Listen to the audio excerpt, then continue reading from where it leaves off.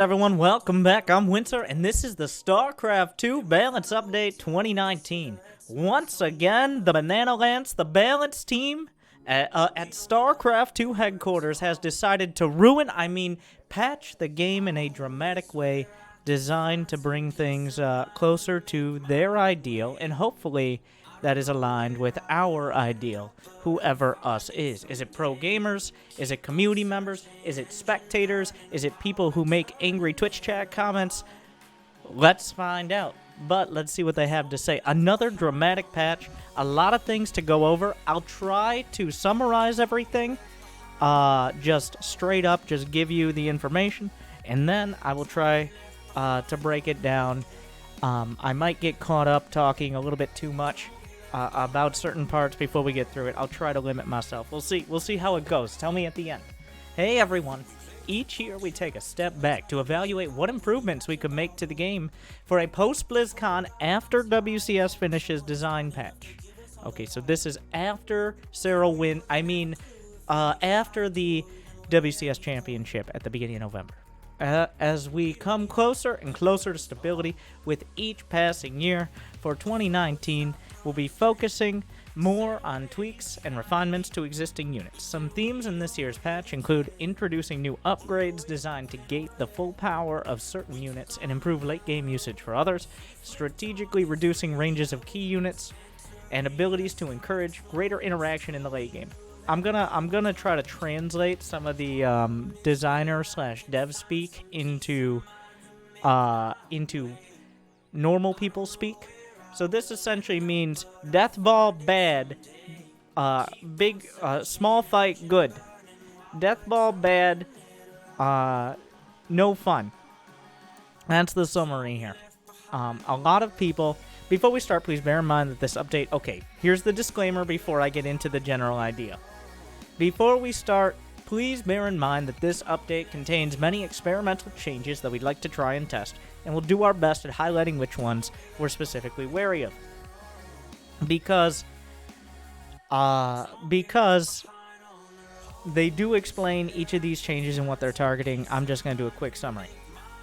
What are the big things right now going into BlizzCon? If you're watching this after BlizzCon and Protoss or Terran players especially just swept it, like Maru just breezed everyone aside, or Big Gabe came in and said, everyone get out of the way, this one's mine, we might be having a different conversation. But the big conversation right now, the big conversation in the latter half of 2019 is the power of Zerg with the especially very good late-game Zergs, Cyril and Rogue, kind of dominating almost everything they're a part of. Especially Cyril, of course. The reign of Cyril continued. The reign of terror. He's been challenged by another Zerg and Rainer, but that's kind of the big thing looming over. Terrans will always complain about Protoss, despite whatever statistics might say. Protoss will feel like they can't complain about anything, despite what anybody says. Zerg players will just try to pick a good fight and hope nobody notices them. That's the common one. But to start out, Terran, Hellion, I'm just going to go through all the changes on Terran, and then we'll break down the reasons for each one. Infernal Pre-Igniter decreased in cost, 150 to 100 equal to Stim, for example. Thor, High Impact Payload, the big anti-air guns, direct single target, as opposed to the splash damage version, is decreased from 40 plus 15 versus massive to 25 plus 10 versus massive, but the weapon cooldown is decreased by a relatively proportional amount. Viking, health increased from 135 to 150. Medevac moved the rapid reignition system upgrade from the Starport Tech Lab to the Fusion Core. For those of you that don't know, which is almost everyone, because no one used the upgrade, which is part of the reason for this change, is it reduced the cooldown of Medevac boost. Those afterburners, 5 seconds less, very short cooldown, but the reason why nobody got it is partially because you don't have a Tech Lab Starport when you're going heavily into Medevacs, because you can build more Medevacs out of Reactor. So this is an interesting change that is more for mech, but we'll get through it. We're getting through it! In addition, the Medevacs Ignite Afterburners cooldown In addition to reducing the medevacs Ignite Afterburner's cooldown by 5 seconds, this upgrade will also increase the medevac's base movement speed. Very interesting. This upgrade will not affect the medevac's movement speed during Afterburners. So just move faster, and they'll move even faster when you got your super speed Afterburners. Liberator, Advanced Ballistics move from the Starport Tech Lab to the Fusion Core. It already requires a Fusion Core, just for context. An Advanced Ballistics upgrade now increases the range of Liberators by 3 instead of 4. Raven, Interference Matrix energy cost increased from 50 to 75 energy. That's the disable on mech units like tanks, and also psionic units like Archons and Queens. You don't see it as much on those, but it's what makes it so huge in TVT as well. Interference Matrix duration increased, though, from 8 to 11 seconds. So getting rid of those key units is going to be better, but it's not going to be as ubiquitous. Movement speed, just base movement speed, increase.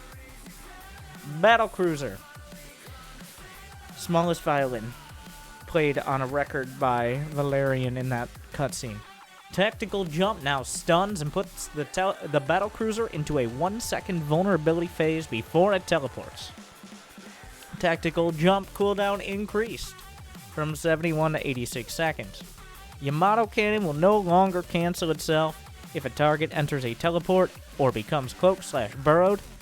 Instead, the Yamato Cannon will miss and the ability will go on cooldown. The Mule duration decreased from 64 to 63 seconds. Mules now always attempt to spawn on the closest side to a town hall. Okay, so let's start from the easiest one first. Those are all of the proposed Terran changes so far as of this is October 4th of 2019. So the Mule. The simple version is the Mule, the amount of time, if it kept mining, the last trip, it would mine the minerals, it would grab the minerals, and then before it could get back to the command center, it would die. Jimmy, I'm gesturing. Okay. I've been having issues with the drivers all day. We're going to have to take them behind the woodshed. But, yes, Town Hall. Town Hall is the term, more direct term for, obviously, all your bases and all that. It's simple enough. But, so you'd see, actually, and people have asked about this in the past, is particular pro gamers will, especially early on, they pull their mule off of mining right before it dies.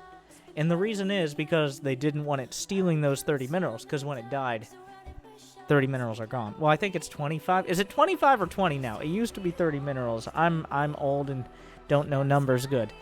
But this is a fun quality of life change, and pro gamers will be like, well, now the game is just so easy. Okay, not a big deal. So your mules are a little bit better. So that ninja buff for all you Terrans. So, what is the summary here? The happy ships, big nerf across the board. Well, relatively big nerf. It'll be much like Recall, where the units are stunned before they teleport out. So the tactical jump, this will affect tactical jumping out. I think this is the biggest overall change to a unit. So we're going to talk about this first because it affects especially Terran versus Zerg. We enjoyed the battlecruiser usage, aka everybody going battlecruiser. For a while, it was like battlecruiser in 70 to 80% of builds. It's still like 40% of builds, I'd say, the battlecruiser opener in TVZ, which is a little bit high. And by that I mean that's essentially what they're saying. And the ability of Zergs especially to counter the battlecruiser is super limited because you have a couple options. Either you sit back and you just take pot shots at the battlecruiser that probably isn't going to die if they're any good. Like you got half a dozen queens or something, just get back here. God damn it. Well, the battlecruiser shoots at them while it's running away. So this, and it's really only a TVZ thing. You see a little bit of battlecruiser usage in other matchups, but this is specifically for the TVZ matchup. Okay. I'm just we're not in the full analysis phase yet. I'll do another pass once we read out all the changes. I'll do another pass and say how they all interact, but this is just more explanation of each change. Raven movement speed, just overall, 4.13 will bring it in line with the upgraded medevac. I'm not sure how that compares to other units, like ground units. It will allow you to, so double-edged sword for my Metal Leaguers out there. This will, one, make it easier to keep your Raven alive, but also make it easier for you to accidentally send your Raven into enemy units because it moves faster. So, yikes. But I think the big issue is that the Raven has almost, in my opinion, in Terran versus Terran especially, but Terran versus Protoss to an extent, not so much in Terran versus Zerg, it has become, like, you gotta have one. You gotta have it. If you don't have a Raven, you're not at full power, essentially. But if that Raven, kind of like it getting close to how the Mothership Core was back in the day, for those of you, if you think back all the way to the old days of 2016, and I believe 2017 is when we removed it. But the Mothership Core, like, if you don't have a Mothership Core, your build is wrong. Like this is not the build in every matchup for Protoss. It's kind of like that in TVT. And to an extent TVP right now. So the Raven, they want it to feel more of, slightly too powerful in early game TVT. I would love a statistic on games that don't involve a proxy Rex. How many games did not, how many games were there where both players didn't go Raven? Okay, I'm saying not just one player going Raven, I'm saying both players in TVT. What percentage of games that don't end in proxy Rexes do both players not go Raven? I'd say less than 30%. Less than a quarter. So that definitely, if we get to the point where we can redesign around mirror matchups though, great.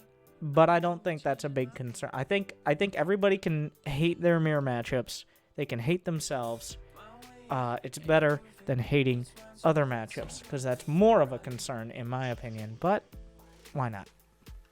And the interference matrix change does make it more like, instead of spamming it across the board, it's more like, got rid of that Colossus, got rid of that Queen, got rid of that tank, like, and it's out of the fight. It's a little bit closer to a lockdown. There I say the word. The Liberator change. So 2 additions to the Fusion Core. Now, Advanced Ballistics was already locked. So this is actually a pretty big buff to Liberators. This is a nerf, the range nerf, but this is a pretty big buff. Let me explain why. Because now, Jimmy, I'm explaining, and I can't explain without my hands. I don't talk with I talk with my hands. Okay. Because now why do you need to build a tech lab? You no longer ever need to have a tech lab with Liberators. You can just have, you can go straight from, like, you can have double reactored starport. This ties into everything. This ties into the medevac. This ties into the Viking. The strength of mid to late game Terran. I think that's where, most Terrans, if you watch pro games and you see those Diamond League disasters, the struggle of Terran is getting from that early mid game where the power of bio and tanks is high, to when splash damage hits the field in those later game units like Broodlords and Festers, or with Colossi, like any form of the splash damage from Protoss. Overall, all of these changes, the starport changes overall, they are not major, but they are a buff to starport across the board. Besides battlecruisers, yes. Obviously a nerf to battlecruisers, but just general starport units that players know they probably should be making more of, but are really hard to work into your army because the transition is really rough, like getting in ranged Liberators, stuff like that. So, I do think you can't buff bio. Okay, I'm getting a little into the analysis, but you can't buff bio without making it really hard for the other races to, like, they'll be very limited themselves. So that decreases diversity. So this is an interesting way to do it. giving more strength to starport and more utility to mech. With the Thor change, the word I'm looking at here is it's fantasy. So the primary purpose of this change is to neither increase nor decrease the Thor's power, but rather to improve the responsiveness without hurting its fantasy. Rip fantasy. But this is an increase to the Thor's power, in my opinion. Though I don't know the numbers on this, but if it's a proportional amount, having a quicker attack speed with less damage means less overkill, and you can actually maybe stutter step those.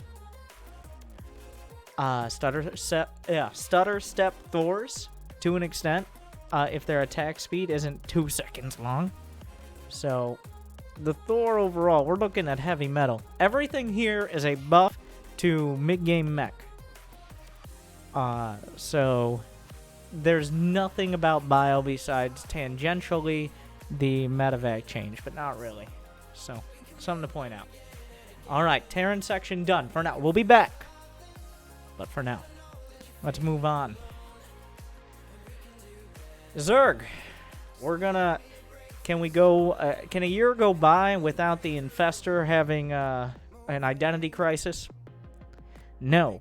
The answer is no. Not since 2010 has the Infestor gone a full year without trying to figure, like, having it's the annual Infestor crisis. Here we go again. Let me just... Infested Terran energy cost increased from 25 to 50. Infested Terran health increased from 50 to 75. Infested Swarm Egg health increased from 70 to 75. The Infested Terran's Gauss Rifle damage increased from 6 to 12. Infested Rockets damage increased from 14 to 24. Infested Rockets now gain +2 range weapon per... Well... Oh, wow. Okay, up from +1. Infested Rockets attack period decreased from 1.14 to 0.95. That's a faster attack speed, right? Let's read through. I looked at the numbers before, but they didn't really register. These numbers these are not good numbers. But we'd like to redesign the Infested Terran ability with the following goals in mind. First, to make each Infested Terran feel more of a commitment. Secondly, we want to provide players with more clear play options against Infested Terrans. Our proposal is a more expensive and powerful Infested Terran that is still vulnerable to key Protoss, Terran and Protoss units and abilities. With this redesign, while Infested Terrans will have higher damage density, they will be more vulnerable to Psystorm, Disruptors, and Liberators. Neural Parasite range decreased from 9 to 8. Neural Parasite, essentially kind of an all-or-nothing ability right now. Remove the Neural Parasite upgrade. Infestors now come with Neural Parasite. Now remember, Neural Parasite costs 100 energy. Just keep that in mind. One piece of feedback we've heard regarding Battlecruiser openers and TVZ is while they're not necessarily too powerful, they often result in a few minutes of inaction on the part of the Zerg player due to the heavy investment. Why are we talking about this here, not on the Battlecruiser side? I guess it is the Zerg side that it's a little more relevant, but... And...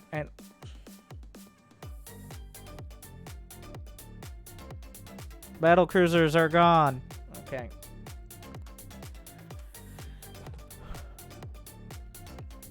We've heard feedback that they're used so often because they're the best and most stable opener that can be used to transition into mech. We've seen Terrans transition into bio as well. It doesn't seem to matter. This feedback is a bit concerning, since we like that battlecruiser openings are viable, but we nonetheless feel they might be crowding out other cool Terran openers. This very experimental change could theoretically provide Zerg a more direct option to be aggressive against battlecruiser openings. No, this is going to have a bunch of unintended consequences. For now, we believe the change is safe to try. I mean, yeah, let's try it out. Let's try it out. But we also... I like how they wrote 2 paragraphs, because it's like neural parasite by default. The implications... Every other year, we decide that Infestors are the best unit in the game. I'm not sure if this is a year where the Infestors are the best unit, but they're close. Maybe next year, though. I don't... Like I said, identity crisis. It's a boom and bust system. I'm going to talk more. Let's get through these changes. Let's go. Let's get through it. Let's do it together. Lurker. Lurker done build time decreased from 86 to 57 seconds. Lurker range decreased from 9 to 8. But wait, there's more. New upgrade found on the Lurker Den. Seismic Spines. Increases the Lurker range from 8 to 10. No, I'm gesturing to 10. All right, imagine a dramatic gesture. It's a real problem. I'm gonna... Somebody break out my, the life cam from 1996. Where is my PS/2? Anyways. So, to 10. To 10. Requirement Hive. Another Hive Tech Lurker upgrade. So this is ground alternative for late game. Research cost 150, run 50, research duration 57 seconds. Increased research duration of adaptive talents from 54 to 57 seconds because why not? Because why not? At least that way we're consistent, I think is what we're doing here, which is equal to, is that the same as Overlord speed time? It's similar. We'd like to provide Zerg a strong, dynamic counter against Immortal Templar-based armies that isn't Broodlords.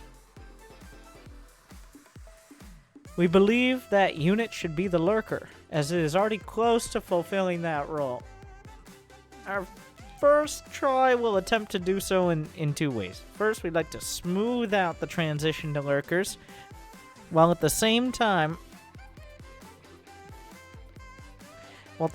lowering their initial strength to smooth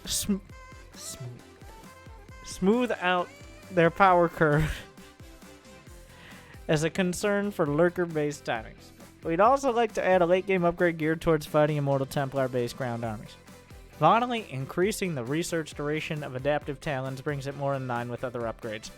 You know what it brings it more in line with other upgrades? The upgrade they just added. That's it. That's the only upgrade. Technically correct. Like, this other upgrade. That's what it's more in line with. Anyways. Smooth. Get your double Lurker Den builds going, everybody. Okay, so this whole bit, that's not gonna work like that. I don't think. They're really nerfing the, okay, this is getting really annoying.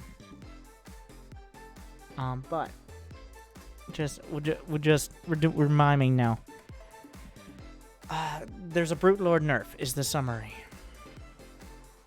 We're doing it live. You see, this is what happens. There's madness in the control room tonight.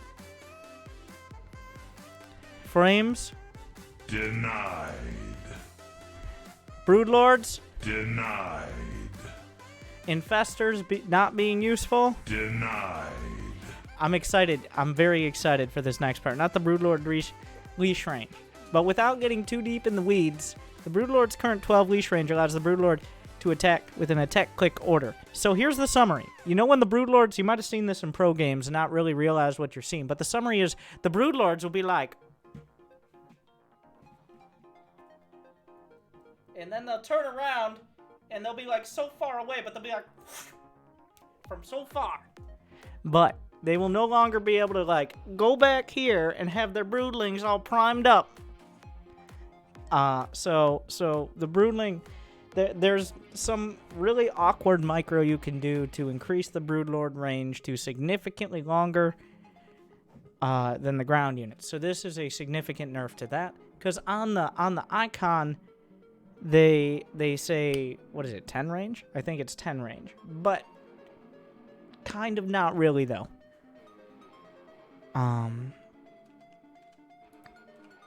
So the summary is this brings it into line with what the thing actually says. So we're nerfing broods and buffing ground, and changing infestors. And now for my favorite part. Everybody ready? This isn't even balance related. I'm just excited to say the words. Nidus Network and Nidus... Alright, here we go. Break it down. Nidus Network and Nidus Worm initial unload delay increased from 0.16 to 0.36. Nidus Network and Nidus Worm load period increased from 0.09 to 0.18. Nidus Network and Nidus Worm unload period increased from 0.18 to 0.36. But wait, there's more. New upgrade found on the evolution chamber. Secreted coding.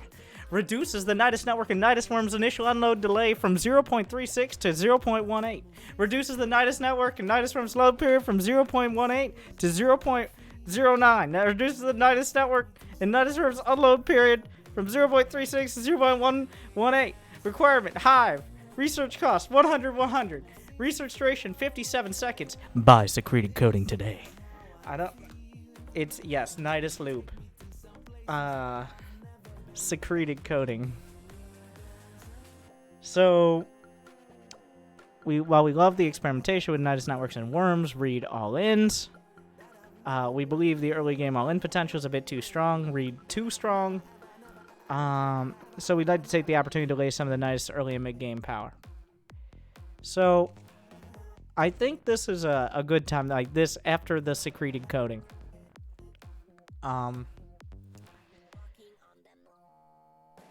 There is a risk of adding so many upgrades, it feels like we're playing like one of those custom games where you have to tech to like, in order to get the sword, the super sword, you first have to tech to get sword 1, and then you have to tech to the sword racks. You have to spend 60 seconds at the sword racks upgrading your sword. And you got to take the sword out, and you got to bring it over to the pit of truth. And then you got to dip it into the pit of truth. You got to take it out. You got to speak lies to it to make sure it works. And then, only then, can you put it back in the sword racks and get your sword of whatever it is I said at the start. The summary is, at some point, there are too many upgrades, and it gets real confusing. One thing I think StarCraft has historically been pretty good at is not overdoing like a whole bunch of upgrades. But I think in terms of solutions, it isn't the worst one. Like if you really want to limit the power at a certain part of the game, but increase it later on, there's not many options that you can just like flat design into a building or unit or strategy. You've got to gatekeep it somehow, and while it feels a little less than elegant, adding a bunch of upgrades for stuff like this, it's not the worst thing in the world. I think it's better to do that if you think it's the right move and it's agreed that's a good design move, rather than try to fit a square peg into a mid-game hole, if you would. So this patch feels like we haven't even got to Protoss yet, but I thought now would be a good time after we got you all your coding all secreted and ready to unload quicker. So the summary is the Nidus kind of goes back to closer to what it was before the patch. Before the Nidus patch earlier this year. And only on Hive Tech can you get that speed unload that pops out essentially an entire army. It won't. So here's another part, is the Nidus Worm ability cooldown is increased from 0 to 14. This is essentially Nidus Network's able to kill Nidus Worms one after another if a Nidus Worm is destroyed. So that means if you kill the one in your main, the one at your natural can't start immediately. So, that is the summary. This has led to situations, early Nidus summons, you've seen it before. In fact, like, it's not an uncommon, it's a pretty regular sight in Zerg versus Protoss, especially right now, where, oh, Nidus over there. And even in, like, 3-4 bases, Nidus over here, okay, even in the mid-game. So, I'm not sure if this will reduce the cooldown. Usually in the later game, you just see people using 2 or 3 Niduses anyways. This is that solves some of the problems with Nidus all-ins. 14 seconds, honestly, might be a little low. But we'll see. It does feel... I mean, it's kind of like how in the beta there was an upgrade for Ravager Corrosive Bile range. This is completely extraneous. This has nothing to do with balance. But it was called Pressurized Glands, and I thought that was funny. So, I'm all for secreted coating, though I'm not sure about the design implementation. So, for Zerg.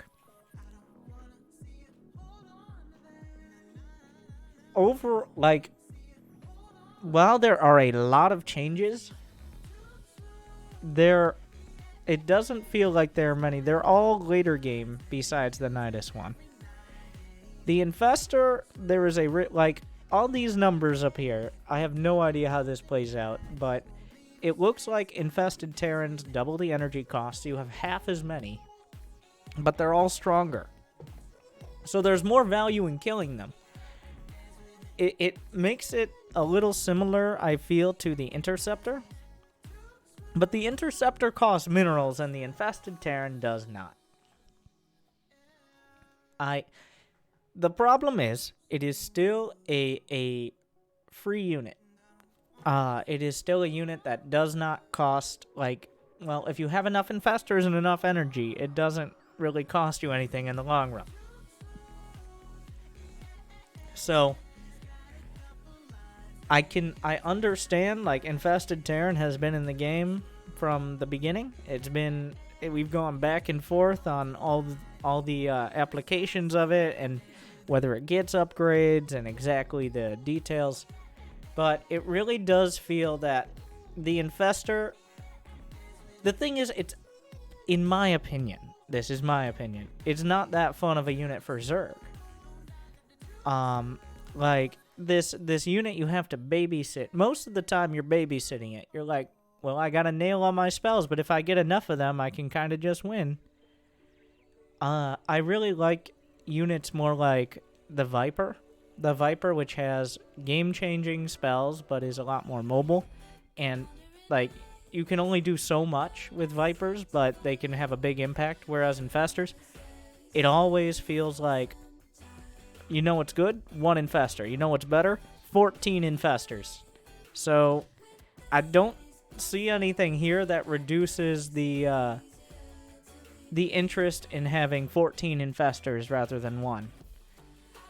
So, how does this... The nerf to Broodlords is going to be interesting. I feel there's going to be a time here. We haven't even looked at Protoss, but just trust me on the Protoss changes so far. There's not ones big enough that it's going to have a massive effect, besides making it feel even more of a struggle if you let the other races get to a certain point. So, Zerg players prepare to get beat up by late-game air units for a while. Before either Cyril figures it out, or... things are changed. I feel like this is going to be a whole lot of... Enough of your corruptors, guys. But, okay, we got to get to Protoss. We got to talk about it all in context before I try to be like, no, just believe me. Just go read ahead. No. I don't even know. I have the most annoying way of doing these videos. Anyways, so, let's break... No, okay. Oracle, Sentry, and Void Ray. Protoss. Have we removed it? No, not yet. Alright. Oracle, Sentry, and Void Ray. Fixed an issue where beam attacks could deal more damage than intended. With this change, players will no longer be able to micro these units to deal unintended... By the way, RIP Florencio and Printf. Deal unintended extra damage to a single target. However, these units will still retain their previous behavior in all other situations. So. This is... Specifically, I don't even know how to do it correctly. It's pretty niche. But, when you switch... I believe the way you do it, I don't want to say it incorrectly, but you switch from an attack click to a right click, the unit would actually attack quicker against large targets like hatcheries, and essentially do its attack quicker, which was an unintended addition that was figured out. We can still blame printf for this, by the way, because printf, Professor F, cannon rusher extraordinaire, figured out, there's this interesting behavior with oracles specifically, and beam units in general, a while back, and Blizzard's like, oh, thanks for pointing this out, even though it had been there since the beta. And then they nerfed everything out of everything, and everybody's like, okay, you can't just nerf a unit the way it's been for a while. This is just for single target. The other thing, I'm not explaining this perfectly. You should go watch printf's videos on it. But the other behavior that is more important for these units, especially oracles, is when they kill a unit, they get another attack very quickly on other units like workers, which effectively increases their DPS against a lot of smaller targets, not what they're changing here. So their behavior against things like workers or marines or hydralisks is unchanged. This is a slight nerf to their potential damage against things like hatcheries, for example. So that's just to make that clear. And now for the part that really prompted the Precious Zealot, by the way. The part that prompted my whole sword of blazing truth speech. The Zealot. Follow along, everyone. The charge upgrade no longer provides Zealots with +8 damage on impact. Did you know charge had +8 damage on impact? Did you not watch the whole drama in the middle of the year? Well, now it's gone. It's gone. But a new upgrade is found on the Twilight Council. Sundering Impact, which is kind of a boring name. Why don't we call it like Mega Charge or Supercharge or something like that? I'm gonna call it Supercharge. 100%. I'm gonna call it Supercharge. So, screw your names, Blizzard. He's got charge. Are those charge zealots? Yes. Are they supercharged zealots? Nice.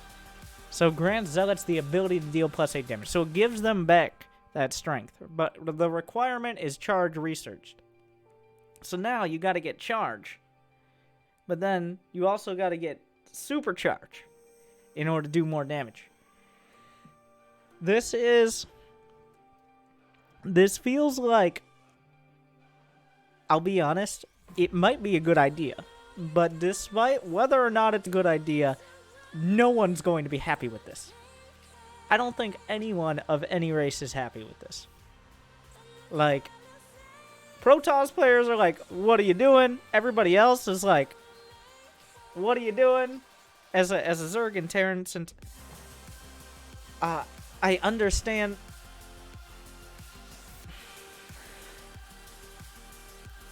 This is what I mean. It feels over the top. It feels like we're getting closer to MOBA territory, right? Where, like, you have to have this ability and then this ability, and then that makes, once you get this ability, you get this. It feels kind of unintuitive a little, but it's the first of its kind, unless I'm mistaken. Is there any other? I guess another example would be Burrow Move, but Burrow and Burrow Move, like, Burrow has other utility outside of Burrow Move for Zerg, so it's not quite the same thing. Like, this is 100% straight up just for Zealots. So, I mean, basic upgrades, +1, +2, +3, but that's not the same thing. So the idea here is that charge allows zealots. So charge already gets the zealots to do an attack when they get there. It just did an additional 8 damage on top of that attack, which means a bunch of charge lots there's a reason why it felt like your army just, as soon as they charge into you, your army's just like already wrecked. It's because of the additional damage on top of the fact that the charge in is starting to... You guys have seen car bots, right? The Zealots, imagine Bob the Zealot, except 24 of them. After this change, we believe Protoss will have a more difficult time defending early third bases against Terran, as well as pursuing all-in strategies against Zerg and Terran mech with charge lots. Zerg mech. I don't know. Okay, let's get through the changes. Adept health increased from 70 to 80.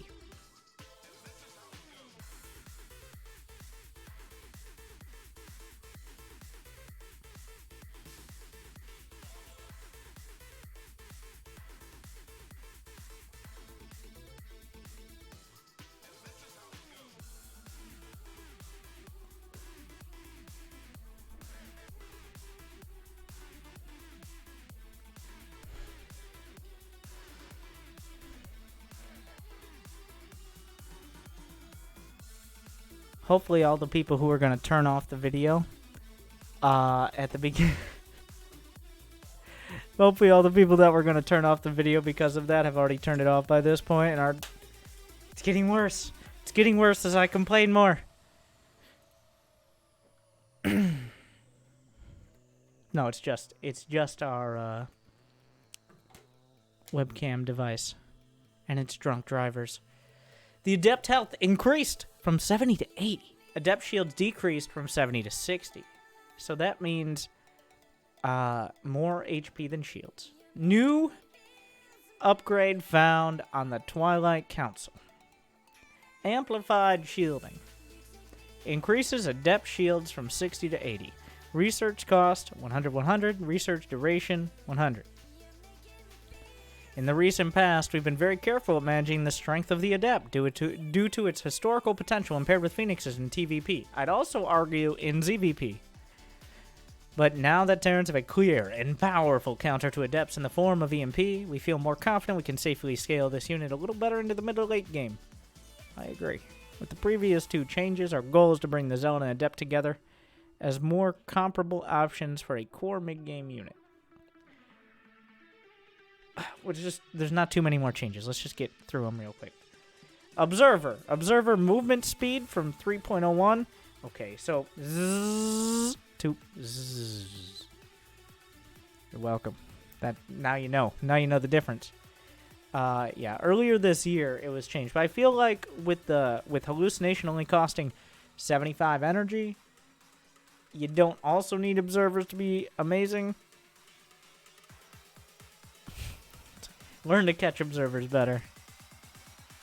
Void Ray. Welcome back, Flux Veins and Bronze League heroes. The legacy of the Voids is back. Flux Veins, an upgrade from early Wings of Liberty that was removed literally almost a decade ago. Void Ray go very fast. And start moving very fast, but prismatic alignment will still slow you down. Pretty quick upgrade at 57 seconds as well. It is on the fleet beacon though, so that's a big commitment. So you can't like rush Flux Veins. Also, what a weird name. My veins are in flux, therefore I move fast. This game isn't very realistic. The Void Ray was also disproportionately powerful at lower skill levels, and nothing has changed, but we stopped caring about them. And Flux Veins compounded this issue. Now that the Void Ray has an active prismatic alignment ability instead of the passive prismatic beams ability, which was a silly one in the first place, we feel more comfortable reintroducing Flux Veins in order to push the unit into a potentially new role. So, the role is a late game air unit that doesn't cost an arm, a leg, and a nexus, but can also help against ground to a decent extent, which a Phoenix cannot do. And also because we're going full glass cannon with the Tempest. Stick with me. I'm surprised now I want to say that there's no, before we get to the final changes, Tempest and Mothership, Where is the interceptor change that increases interceptor cost from 15 to 20 and makes it take only 7 seconds instead of 8 seconds to build? These are the changes the people want, Blizzard. We need bunker build time increased by 5 seconds, interceptor cost increased by 5 minerals, and build time decreased by 1, and nothing else. I don't know what they're thinking. These are the changes the people want. But only after you build a secondary fleet beacon and connect it via 3 pylons in order to get the Super Graviton Catapult, which will catapult interceptors across the map into your already built carriers. And it can store up to 69 interceptors, and that is what we need. There you go. But, okay. Tempest. Kinetic Overload, Anti-Air. That's the... Well, actually, technically, they're the same animation for the attack, but they have different names and damage. Fun fact. Another change designed to rein in the key late-game units. In combo with a Liberator change, we believe this set of changes will retain the relationship between Liberators and Tempests.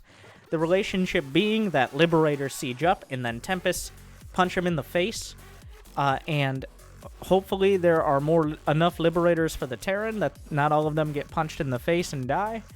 And hopefully there are enough Tempests for the Protoss that they punch all the Liberators in the face before they lose their ground army.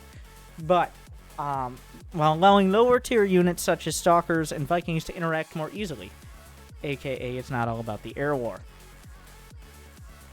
Health increased from 150 to 200, but shields increased from 125 to 100. So, essentially we're nerfing units against EMP. So all these changes is making EMP less of a game changer and also buffing the value of armor upgrades. Because armor upgrades only apply to HP, shield upgrades only apply to shields. HP doesn't come back, shields do. So there are several changes along these. What is that? Jimmy, are we just giving up? Okay. That's great. We're going to have a lot of screenshots here. It'll be great. So, I don't... This is an effective change. This is 25 more effective HP. So...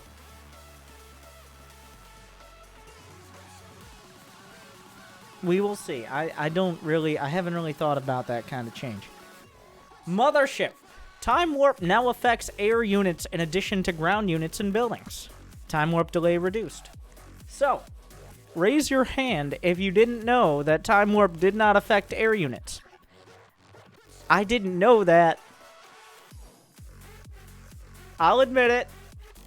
I really did. Like, are you serious? It didn't affect air units? How long has that been? Also, raise your hand if you haven't seen a Time Warp this month.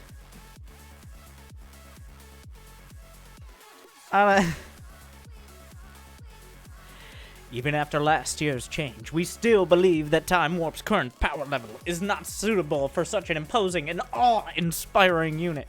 But also, we don't want to buff the Mothership as actually... Please go buy a better webcam with $5. What am I going to go to Fisher Price? I don't... It's like, I'm going to hire some kindergartner to draw me every few seconds, and that's what we'll use as a webcam. Anyways. Bring back Vortex. No. We'd like to try some tweaks, but are especially wary that delay reduction could be too oppressive. So essentially, it's like, watch out, everybody. I'm going to Time Warp here. And then a few seconds later, it's like, I warned you. Even though it is a big area. Honestly, I don't feel like the actual Time Warp ability of the Mothership is nearly as used. Maybe because of its effectiveness as just the cloaking plus recall options. So, and you gotta be, of course, reluctant. Did you know the Mothership can barely 1v1 like a Viking? I don't know if that's... It depends on upgrades a lot. Maybe the new Viking with 150 HP. The mothership has 7 attacks, but they all hit like laser pillows. So, alright, well, let's buff. The mothership is cool. The mothership is cool. Like, we gotta strike a balance. Okay, so overall, this is our final pass. With previous design updates, these changes are balanced towards being more noticeable. Expect new changes to be added and some being removed as we progress. Starting on Tuesday, you'll be able to hop into the testing matchmaking queue. Wait, today? Oh, it's open. Oh, it's already open. But why would people play it? That's a great question, Blizzard. Give us some incentive besides complaining about all the races. Be sure to let us know what you think. Good luck and have fun. And now make sure, if you don't care about actually what's balanced or not, just skip to my breakdown of the responses to this official Battle.net forum post. I'm excited for that, but first we're going to try to be productive. Changes overall. Overall thoughts. It feels like I like most of the changes, but none of them feel like they're going to have a real impact on the current complaints. In fact, some of them might actually, like, complaints either real or imagined. Like the battlecruiser change, I think the one that will actually have the biggest impact is the battlecruiser getting a decent nerf in TVZ. But mid-game Terran, it's going to be one of those situations where whenever there's something like this, whenever there are changes to units, people will really try to push the limits of those changes. Like, we'll see people doing like 8 Liberator range rushes, or going for super quick lurkers, or sundering impact, or a secreted rush. I think everybody, like, I hate to put it in such simplistic terms, but we live in a simplistic world, right? In terms of who got the biggest buffs, and who got the biggest nerfs, I think Terran, the biggest buffs overall, because Terran got essentially no nerfs to anything but the battlecruiser. Everything else was a buff. And the changes to the other races were overall a buff, in my opinion. Because there were nerfs to an extent to the Infestor, and to Nidus. And then from Protoss, the lessened strength of charge. The Adept is a confusing one here. Like, so let's count it. Let's count it. On the Twilight Council, you got your charge, you got your blink, you got your resonating glaze, you got your mega charge, you got your mega shields. So now you have 5 upgrade. Not 1, not 2, not 3, but wait, there's more. There's 4. There's 5 upgrades on the Twilight Council. Like, we're looking at double council plays here. There's going to be a whole lot of infighting as the two councils get together and try to figure out who's going to get the best upgrades. But I'm interested to see how that pans out. You know what unit I'd like to see another pass on? A unit that, like, so part of the reason why, and I've said this many times, and I think a lot of the complaints have died down because there's been slight nerfs to the Warp Prism. Warp Gate and the Warp Prism are part of the reason why buffing gateway units, especially base gateway units without 14 upgrades, is so tough. Because they negate the defender's advantage. There can just be all these units in your face at a relatively quick time, and there's limited ability to deal with it. So, I would, with that all in mind, another pass at the Sentry. I don't know, like, I feel you got to think even past this balance patch, because statistically, without getting too much into exact statistics or which ones are relevant or which ones aren't, Protoss has not been doing great this year. In 2019, Protoss has not won WCS Circuit, has not won GSL, WCS Korea. Protoss has won no Premier tournaments in 2019. Now, that doesn't necessarily mean Protoss is not strong, but in my opinion, despite some standout performances of Protoss players, none of them, like, not standing out enough, not knocking out. That might just mean Cyril and Maru and Rogue are better to an extent, but I feel part of the issue is Protoss has a very thin margin for error. Very thin, especially at that top level. Even though it feels like Protoss, you can make whatever you want. But getting to the point where you can make wherever you want is hard. Like, there are a lot of things that can really ruin your plans. More than the other races, it's like a House of Cards build a lot of the time, where if you're a little bit late on your attack, you suddenly are in a position where you have to play defense the entire game. So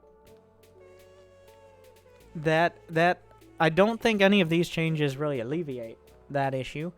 I feel like I'm going to call for it. We need Protoss buffs. Not to units like the Tempest. Not to the Mothership. I think they can be around the Sentry. With defensive utility. I'm not sure. I haven't really thought about it. I think they can be balanced out. I'm still calling for, but like, I think they can be balanced out with nerfs to the power to negate the defender's advantage. Because with the power to negate your opponent's defender's advantage gives you weaker defense. How does that make sense? Like, because you can, at some point in the relatively early game, potentially warp in 8, well, it'll be less strong, but potentially warp in 8 charge lots to an enemy main. Like in the first 6 minutes of the game, before 50 workers. That's why you can't have Zealots as like a strong defender. Like, you can't have Zealots be strong as a base unit that's good on defense, because it also could immediately be used for offense. So right now, that is a concern, and it's a tough position because of that situation. I think something like, I don't know if you put it on a Nexus ability, like a Nexus having an upgrade. I don't really like this is just better on defense. Like, the shield battery now has Guardian Shield built into it for energy or something. That's an idea, though. You can, okay, now I'm just going to get a little crazy on it. You can put your Sentry in the shield battery, okay? And then the shield battery can cast Guardian Shield. Boom. And okay. Without getting hypothetical. Yeah, and the thing is, like, when it comes down to, like, cannon battery rushes, stuff like that, that's also the issue. But I don't know. I thought my first look at this all these changes, I was pretty happy with it. I thought they were good ideas. But the more I think about it, the more I think they're kind of like gnawing at the edges of things most people are complaining about. I think the big ones are the battlecruiser change, which really is a big effect on TVZ. And the Broodlord. The Broodlord and, Broodlord and battlecruiser changes on both sides of the matchup are going to bring TVZ more in line where both players have options throughout the game. As well as, remember, 15 HP buff to the Viking. That's not nothing. That's a couple more hits from infested Terrans, less potential to die to things like fungal and parasitic bomb, a little bit more resiliency, just overall against corruptors. I do feel, even though there are a lot of dramatic changes, there aren't many risks taken with them. And I'm a little confused. I feel like Zerg could be buffed in other places than Lurkers. I get that. I get and agree. Jimmy, I'm doing an agreeing motion. This is an agreeing hand gesture. But I do get the nerfs to the Broodlords. I agree with that. 100%. Like, I think Broodlords are one of the most boring units in the game. I mean, it's like, oh, we got the Broodlords out, and now these big-ass blimps are gonna be just...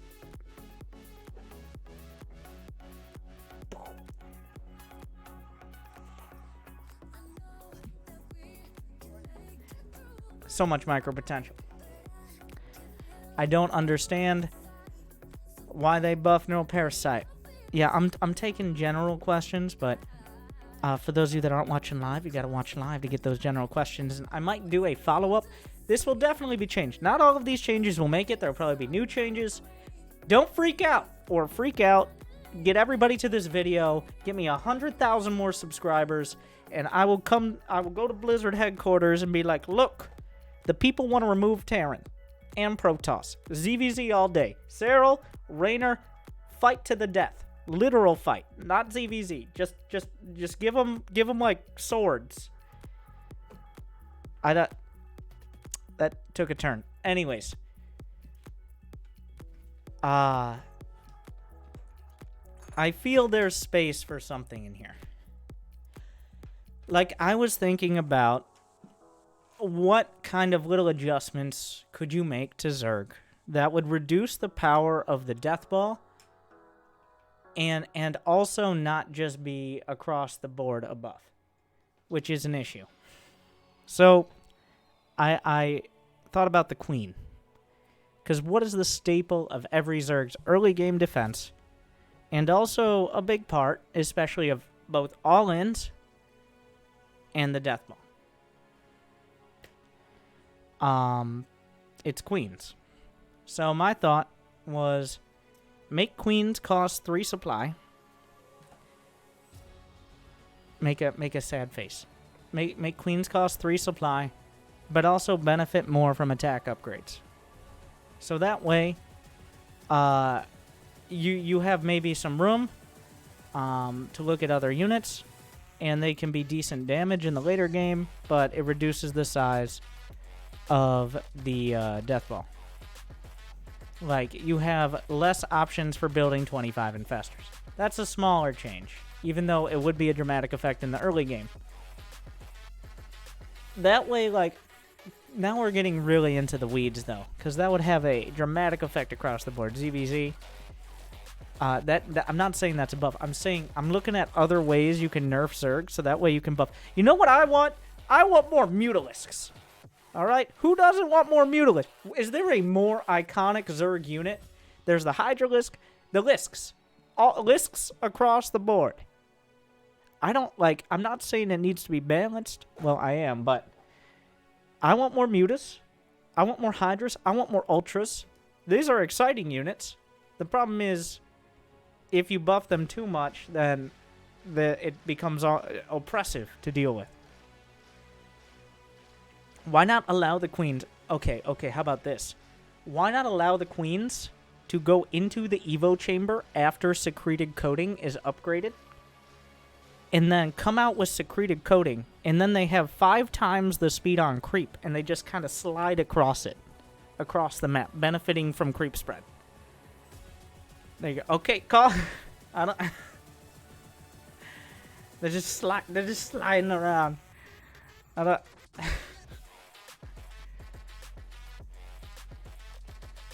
I think the Terran changes will have the most effect on how you see games play out. Games against Terran. It seems like somewhat small changes, but I think any changes to the starport really affect the mid to late game a lot.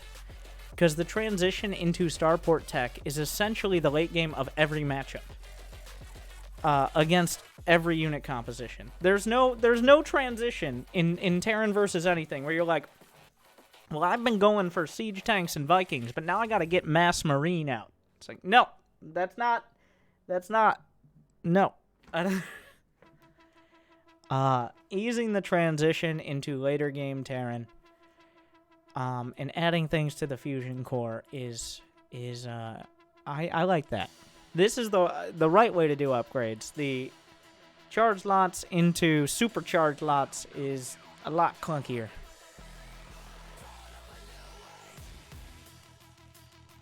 I'm kind of thinking, I thought about this before. I thought I had clever things to say, but I don't really have that much. I didn't expect, when I saw the patch, I'm like, wow, they're putting this out there like a month before BlizzCon. You know what's going to happen? There's going to be 1 out of 10 people who watch BlizzCon are going to think these changes have already taken effect. And another 1 out of 10 people are going to wonder why they haven't already. And the other 8 out of 10 aren't paying very close attention. But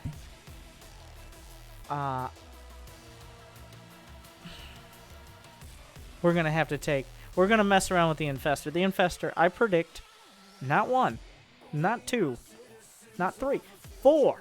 I'm calling 4 before the official patch release, and we'll say within the first 2 months.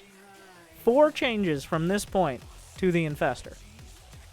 On top of this, all right, 4 more changes. Whatever it is, it's like, oh, Neural Parasite needs to be researched again, or Neural Parasite costs more energy, or has less range, or Infested Terrans are removed, or Infested Terrans have 500 HP and are called a Thor.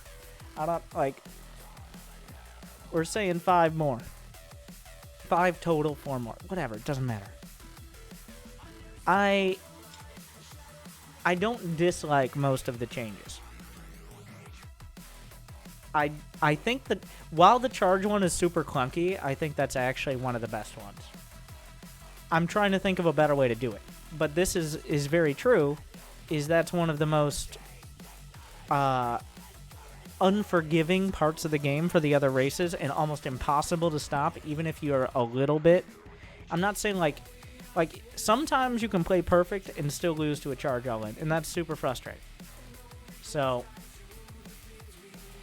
that is one of what I think it's important to have, but also like the clunkiest execution. So we will see. There's a lot of stuff. So is Zerg still overpowered?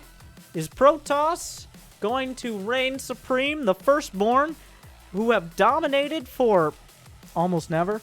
But in our minds and on our ladder points, the Protoss who have cheesed us into oblivion and beyond,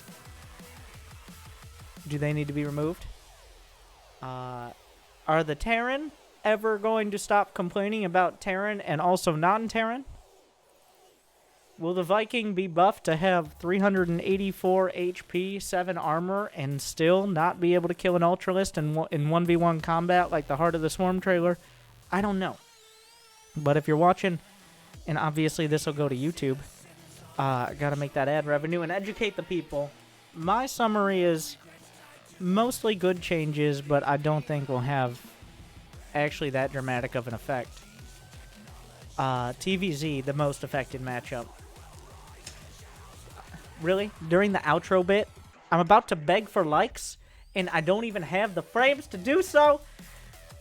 And then, bam!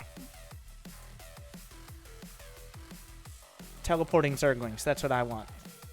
Okay. Either you like and you subscribe, or the Zergling gets it. Alright? The Zerglings will only spawn 1 out of an egg. If you do not like this video, if you do not subscribe, I'm going to tell Blizzard only 1 Zergling at a time. The Zergling then will spawn without its brother in the egg, and eventually, after 30 seconds to 1 minute, randomly chosen, will die of loneliness. Unless you like and subscribe. So, do you want the Zergling to live? Or are you a heartless bastard, you Terran players? You tell me. We'll see how it goes. Good luck out there. Play the testing ladder. Thank you for watching.